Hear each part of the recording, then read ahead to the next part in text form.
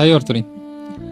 Agar farzandingizni doim urishayotgan bo'lsangiz, uni injiq bo'lishiga, itoatsiz farzand bo'lib qolishiga tayyor turing.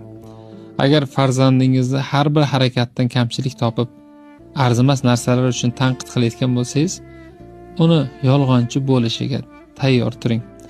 Agar farzandingizni bir ishni o'zi qilishiga yo'l qo'ymasdan har bir ishiga aralashayotgan bo'lsangiz, mas'uliyatsiz, befarq farzand bo'lishiga tayyor turing.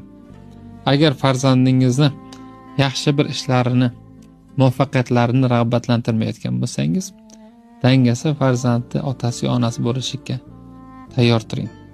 Agar farzandingizni har bir ishida qo'llab-quvvatlayotgan, unga ishonch berayotgan, mehr berayotgan, vaqt ajratayotgan, uni maqtayotgan bo'lsangiz, buyuk farzandni qarshilashga tayyor turing.